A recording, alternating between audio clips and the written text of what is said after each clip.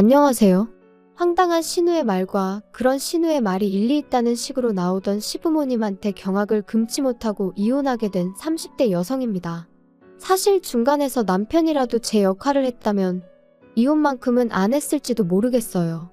저는 원래 제가 결정한 일에는 어떻게든 책임을 지기 위해 최선을 다하는 성격이고 결혼 또한 어머니는 탐탁치 않아 하셨는데 제가 밀어붙인 일이었으니 제 나름대로 어떻게든 끌고 가보려고 했을 테니까요.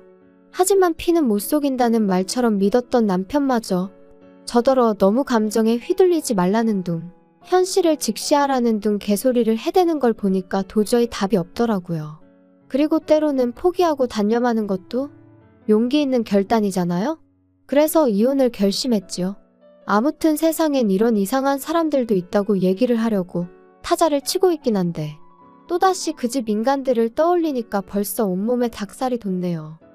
대학을 졸업한 후 저는 서울 시내에 있는 광고회사에 들어갔습니다. 처음부터 제가 원해서 선택한 길이었고 그래서 박봉의 야근도 잦았지만 후회는 없었지요. 하지만 제 마음과는 달리 언젠가부터 건강이 축나는 듯 하더니 그만 출근길에 쓰러졌어요. 그나마 금세 다른 사람 눈에 띄었으니 망정이지. 급성 심근경색이었거든요. 제가 원래도 심장이 좀 안 좋긴 했는데 그래도 20대에 심근경색을 겪게 될 거라곤 상상도 못했는데 말이에요. 아무튼 이 일로 어머니께선 당장 회사를 그만두라며 크게 화를 내셨습니다. 세상에 건강보다 중요한 일이 뭐가 있냐 하시면서요. 그리고 저는 결국 어머니의 뜻대로 회사를 관뒀어요. 며칠 누워있으면서 이런저런 생각 끝에 내린 결정이었지요. 직장생활 7년이면 그래도 수고했다 싶기도 했고 그리고 이후로 그간 제가 모은 돈과 어머니의 도움으로 카페를 차렸네요. 뭐 얼마나 떼돈을 벌겠다는 건 아니었고 제 밥벌이 정도만 하면 좋겠다 싶었죠. 그런데 해보니까 제가 카페 운영에 꽤나 소질이 있더라고요. 카페 운영을 시작하고 5년이 넘어갈 땐 테이블 4개로 시작한 카페가 어느덧 2층짜리 매장이 되어 있었어요. 어머니 건물에서 하는 카페였고 그러니 어머니는 월세는 안 받겠다 하셨지만 그래도 꼬박꼬박 내가며 장사했습니다. 비록 매장을 차릴 때 도움을 받았지만 이후로는 가능한 모녀 사이는 모녀 사이, 사업은 사업, 제 나름대로 확실하게 하고 싶었거든요. 한편으론 감사한 마음을 그렇게라도 표현하고 싶기도 했고요. 한편 그렇게 앞만 보고 달려오다 보니 어느새 36이었는데 솔직히 그때까지도 결혼은 생각해 본 적이 없었습니다. 사실 어려서부터 결혼에 대한 환상도 없기도 했고요. 왜냐하면 저희 어머니가 할머니를 모시고 사시면서 시집살이를 호되게 겪으셨어요. 할머니께서 말 그대로 어머니 피를 말렸죠. 걸핏하면 밥상을 엎으시고 어머니 얼굴에 물건을 던지시고 그렇게 고약스러운 사람을 본 적이 없네요. 그리고 아버지란 사람도 결국엔 자기보다 한참 어린 여자한테 정신이 팔려서는 저희 어머니한테 이혼하자고 했어요. 자기 어머니를 17년 동안 모셨는데 미안하단 말 한마디 없이요. 아, 그런데 그런 와중에도 아버지가 딱 하나 잘한 일이 있으니 그건 이혼할 때 재산이란 재산은 싹 다 어머니한테 넘겼다는 거예요. 자기는 사랑만 있으면 된다나 어쩐다나 해가면서. 참고로 이후로 할머니는 요양원으로 모셔졌다 거기서 1년도 못 계시고 돌아가셨고 바퀴벌레 한 쌍 같던 그 둘은 결국 헤어졌고 아버지란 사람은 어디서 어떻게 된 건지 모릅니다. 죽었든 살았든 관심도 없지만요. 그런데 그런 제 앞에 남편이 나타났어요. 남편은 제가 운영하는 카페의 유제품을 납품하는 사람이었는데 솔직히 처음엔 당연히 관심이 없었죠. 나누는 대화도 거기 두고 가세요. 여기 영수증이요. 이 정도밖에 없었을 정도니까요. 하지만 몇 년 전 겨울 비인지 눈인지 엄청나게 온 날이었는데 출근하니까 카페 배관이 터진 건지 매장이 말 그대로 물바다가 되었더라고요. 그래서 아르바이트생하고 죽어라 물 퍼내고 정리하고 있는데 그날도 납품하러 왔던 남편이 그걸 보고 기를 쓰고 자기 옷까지 다 버려가며 도와주더라고요. 그리고 어쨌든 도움을 받으니 상황이 한결 수월하게 해결되었죠. 그리고 그때 제가 남편한테 좀 호감을 갖게 됐네요. 가뜩이나 춥고 힘들 때 도움을 받아서 그런가 너무 고맙고 사람이 참 괜찮아 보였거든요.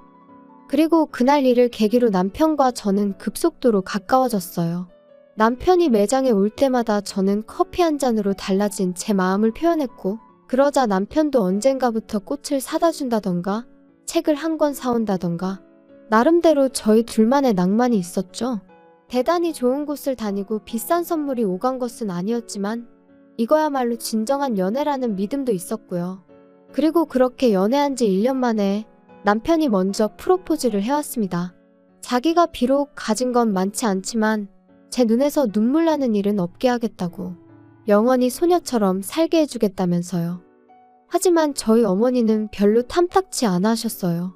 17년을 살았어도 네 아빠 속을 알 수가 없었는데 고작 1년 사귀고 어떻게 알겠냐며 꼭 결혼을 해야겠으면 하다못해 2년은 더 만나보라 말씀하셨죠. 그리고 전 이때 이 말을 따랐어야 했는데 그땐 그저 어머니의 그런 말씀이 야속하게 들릴 뿐이었습니다. 왜 아버지랑 비교를 하시냐고 세상 남자들이 다 아버지같이 쓰레기인 줄 아냐며 화를 내기도 했죠. 그래서 결국 어머니가 져주셨어요. 어떤 마음으로 져주셨을지 지금도 그때를 생각하면 그저 죄송할 뿐이에요. 아무튼 그렇게 저는 남편과 결혼을 했고 아이는 갖지 않기로 했습니다. 남편은 제가 심장이 약한 걸 알고 있었고 그래서 남편이 먼저 아이는 없어도 된다고 하더라고요. 그런데 이것도 나중에 알고 보니 남편은 남편대로 정자에 문제가 있어서 처음부터 임신 자체가 쉬운 상황이 아니었어요. 자기 말로는 자기는 정말 그런 줄은 몰랐고 오로지 저를 배려해서 한 말이었다지만 솔직히 진실은 본인만 알 테죠. 한편 그래도 결혼하고 한동안은 별탈 없이 살았어요. 저나 남편, 제 친정과 시댁의 경제적 차이가 있기는 했지만 그런 조건의 차이가 저희 부부의 발목을 잡는 일은 별로 없었고요. 그런데 문제는 신혼애였습니다. 신혼애는 저에게 바래도 너무 많은 걸 바랬거든요. 제가 남편하고 결혼하고 얼마 지나지 않았을 때 신혼의 애 그러니까 시조카가 그 무섭다는 중이가 되었어요. 남편 말로는 원래도 그렇게 말 잘 듣고 공부 잘하는 소위 부모들이 원하는 아들은 아니었다는데 중학교에 들어간 이후로는 전과는 비교도 안 되게 신우속을 말도 못하게 썩인다고 했지요. 게다가 요새 아이들은 지갑 하나를 사도 옷 한 벌을 사도 명품만 찾는다더니 시조카도 마찬가지였나 봐요. 그런데 제가 신혼의 벌이를 속속들이 알지는 못해도 심해부는 그저 평범한 직장인이었고 신우 또한 근처 어린이집에서 아르바이트를 하는 정도였어요. 그러니 그런 시조카의 요구를 매번 들어주는 게 쉬운 일은 아니었을 겁니다. 그리고 거기까지야 뭐 솔직히 들어주든 말든 그 집 사정이고 그 집 가정교육이니 제가 말을 얹을 게 아닌 거 알아요. 그런데 황당한 건 자기들이 못해주는 걸 제가 해줬으면 하고 노골적으로 바라더라고요. 시조카 또한 자기 부모가 못해주겠다 싶으면 저한테 노골적으로 요구를 해왔고요. 아이한테 이런 말을 하고 싶진 않지만 그리고 지금도 여전히 신우가 시킨 게 아닐까 싶지만 명절도 아닌 날 숙모가 보고 싶다며 카페에 오는 아이였어요. 정말 제가 보고 싶어서 오는 게 아니라 오면 제가 그냥 돌려보낼 수가 없어서 몇만 원이라도 쥐어보내니 그걸 받으러 오는 아이였지요. 안 줬으면 될 거 아니냐? 누군가는 그럴 거예요. 실제로 나중에 신우도 그런 소리를 했고요. 그런데 애가 1시간씩 버스를 타고 왔다는데 누가 그냥 돌려보낼 수가 있을까요? 그뿐만이 아니에요. 온 가족이 모인 자리에서 좀 있으면 제 생일인데 선물 사주실 거죠? 생일이야? 글쎄, 뭐가 필요한데? 운동화 사줄까? 에이, 운동화 말고요. 핸드폰 사주세요. 지금 있는 건 쪽팔려서 못 들고 다니겠거든요. 새로 나온 거 사주세요. 그럼 저 진짜 이제 공부 열심히 할게요. 어머어머, 진짜 누구인지 너무 기특하지 않아? 능력 있는 숙모가 있으니까 우리 진호가 공부할 맛이 나는가 보다. 하나뿐인 조카인데 좀 챙겨주거라. 온 가족이 제가 싫다 소리를 못하게 분위기를 몰아가는데 거기서 안 된다고 하는 게 쉽지 않다는 건 다들 이해하시겠죠. 그리고 이런 식으로 제가 2년 가까이 끌려다녔습니다. 한심하다 보는 사람들도 있겠지만 그래도 하루하루 장사하고 그러다 보면 잠깐 잊고 살다 얼떨결에 당하고 그랬어요, 제가. 그리고 그럴 때마다 남편은 그래도 당시에는 말이라도 미안하다 고맙다 해댔으니 그냥 남편 봐서 참자 그렇게 생각한 것도 있고요. 그런데 그러던 어느 날 친정어머니께서 저한테 할 이야기가 있다며 밖에서 보자고 하시더군요. 그래서 카페로 오시지 왜 그러시냐니까 카페에서 할 이야기가 아닌 것 같다 하시대요. 그래서 무슨 말씀을 하시려고 그러시나 했더니 어머니가 가지고 계신 건물을 팔고 땅을 사려고 하는데 제 생각은 어떻냐고요. 어머니 재산인데 무슨 상관이냐고 전 괜찮다 했습니다. 그랬더니 너 남의 건물에서 장사하는 거 생각지도 못한 애로사항이 많을지도 몰라. 괜찮아요, 괜찮아. 신경 쓰지 마세요. 남들도 다 그렇게 사는데 나라고 못할 게 뭐 있어. 무슨 땅을 살 건지 안 물어봐? 엄마 재산인데 제가 그런 걸 뭐하러 꼬치꼬치 물어요. 그래도 한번 물어볼까? 어딘데요? 엄마랑 예전부터 알고 지내던 그 식당 하는 이모 기억하지? 그 이모가 파는 땅인데 엄마가 보기엔 사도 될 것 같거든? 마침 건물 제값 쳐주겠다는 사람도 있고. 저는 어머니께 저는 조금도 신경 쓰지 마시라고 했어요. 진심이었습니다. 저는 어머니가 제가 카페를 차리고 자리를 잡을 수 있도록 도움을 주셨던 것만으로도 충분한 지원을 받았다고 진작부터 생각하고 있었기에 어머니가 어머니 재산으로 무슨 결정을 내리시건 그게 설령 기부였을지라도 무조건 믿고 따를 생각이었거든요. 아무튼 어머니와 헤어지고 집에 들어와 씻고 나오니 퇴근한 남편이 현관을 들어섰어요.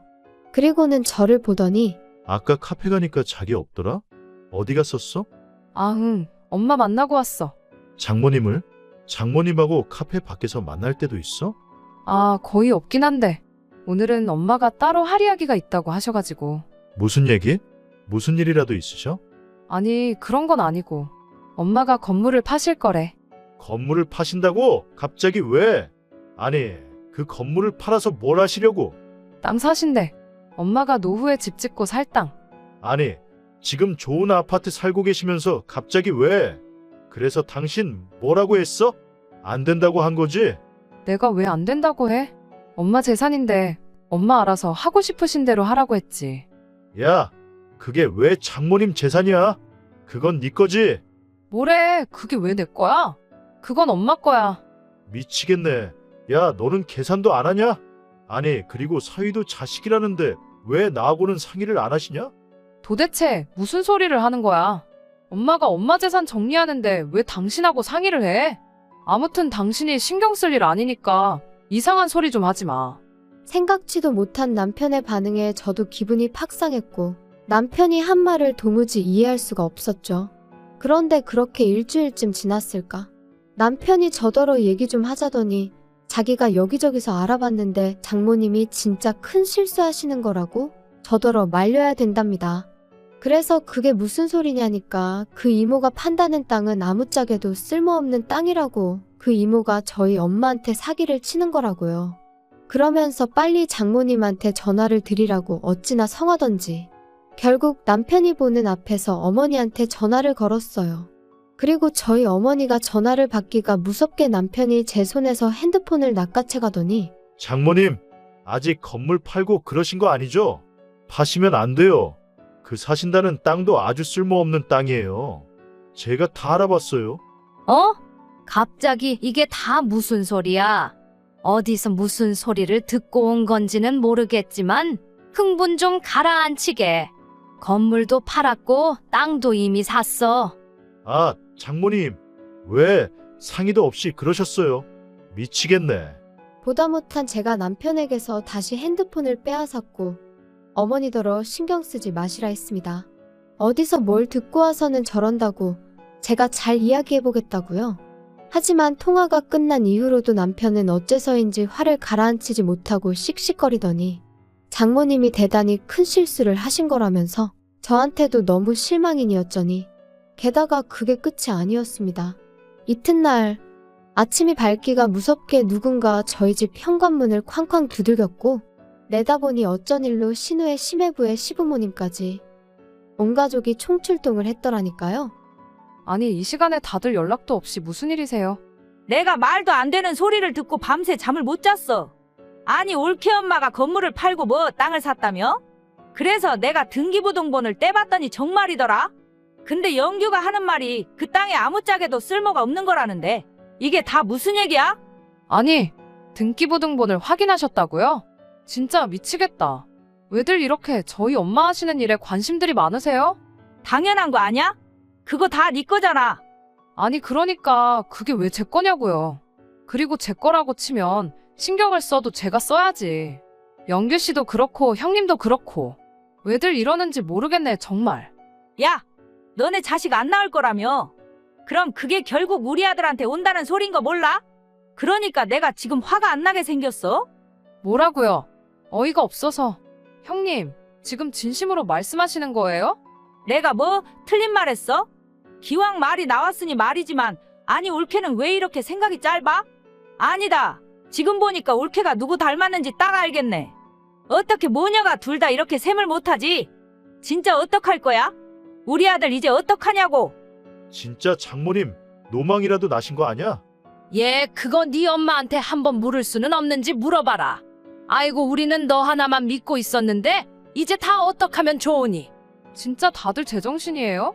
무슨 이런 거지 같은 경우가 다 있지? 야, 너 말 다 했어? 너 지금 우리 가족들어 거지 같다 했냐? 그럼 이게 거지 같은 게 아니면 뭐가 거지 같겠어? 아, 진짜 다들 미친 거 아니야? 너 말 그따위로 할래? 더 할 수도 있는 걸 그나마 어머님 아버님 계신 자리니까 참고 있는 줄이나 알아. 야, 됐다. 이제 너 뭐 별 볼 일도 없고. 내가 진짜 너랑 장모님한테 단단히 실망을 해서 더는 뭐 말도 하기 싫어. 야, 그냥 다 때려치자. 지금 뭐 이혼이라도 하자는 거야? 진짜 어이없다. 그래, 나도 어이없다. 장모라는 사람이 사위할 길을 뭘로 알고.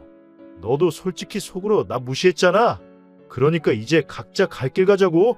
저는 이게 무슨 상황인지 말 그대로 어안이 벙벙했어요. 당장 이혼 소리도 해도 제가 해야지 왜 지가 난리인지 어이가 없었고요. 하지만 저도 매달리고 싶은 마음은 눈꽃만큼도 없었거든요. 그래서 그래, 원하는 대로 해주겠다 하고는 일단 제 집에서 시댁 식구들 싹 다 내보냈습니다.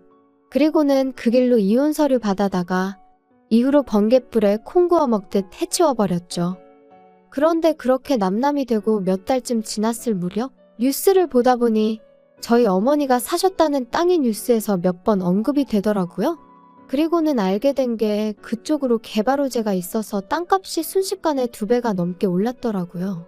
어머니더러 알고 계셨냐니까 생각보다 무척 덤덤하게 이렇게 될 줄 어느 정도 예상은 하고 계셨다며 그때 이모가 그런 얘기도 있다더라 하고 귀띔은 해주셨었다는 거예요. 그래서 제가 그런데 이모는 왜 파신 거냐니까 그 집 남편이 하던 사업이 망한 애만의 소리가 나와서 정리한 거라고. 솔직히 저도 뭐 그쪽 사정이야 크게 관심이 있는 건 아니다 보니 그냥 그랬구나 하고 말았죠. 그런데 황당하게도 남편도 그 뉴스를 본 건지 아니면 어디서 뭘 주워들었는지 저한테 축하한 애 어쩌네 너스레를 떨며 연락을 해왔습니다. 소식 들었어. 잘 됐다. 축하해. 왜 답장이 없어? 잘 지내지? 이런 연락하지 마. 불편하니까. 너무하네. 난 정말 축하해 주려고 연락한 건데. 근데 사실 나 너랑 이혼하고 하루도 후회 안 한 날이 없어. 내가 왜 그랬을까? 스스로 얼마나 자책했는지 몰라. 생각해보면 이게 다 누나 때문이야. 누나가 괜히 난리를 쳐서는 누나 일은 내가 미안하게 됐어. 근데 너도 우리 가족 입장이 돼서 한 번만 생각을 해봐. 서운하지 않았겠어? 내 알바 아니거든? 바빠서 전화 끊을게. 잠깐만. 그러지 말고 나한테 한 번만 더 기회를 줘. 네가 원하면 내가 장모님 앞에서 무릎이라도 꿇을게. 네 무릎이 뭐라고 꿇는 게 대수야? 필요 없으니까 연락하지 마. 잘난 니네 가족끼리 잘 먹고 잘 살던가? 아 맞다. 잘 먹고 잘 살 돈이 없겠구나. 제 딴에는 그래도 남편 기분 잡치라고 일부러 심한 말만 골라 한다고 한 건데 그래도 막상 전화를 끊고 나니까 더 못한 게 억울하더라니까요. 진짜 길지 않은 결혼 생활이었지만 그럼에도 불구하고 그 거머리 같은 인간들한테 당한 걸 생각하면 분하고 억울한 마음이에요. 한편으론 그나마 이쯤에서 떨어져 나가줘서 고맙기도 하지만요. 아무튼 혹시 주변에 뭐라도 하나 더 뜯어갈 궁리만 하는 사람들이 있다면 때로는 눈에는 눈, 이에는 이라는 심정으로 자존심 한번 시원하게 긁어주고 손절하는 것도 나쁘지 않은 것 같아요. 너무한다고 생각하는 사람도 있겠지만 적어도 제 경험상 기분이 아주 조금은 풀리더라고요. 어떻게 마무리를 해야 하나 싶은데 내일은 날씨가 오늘보다 좀 더 따뜻하다대요? 사랑하는 사람들과 맛있는 것도 드시고 즐거운 하루 되시길 바라겠습니다.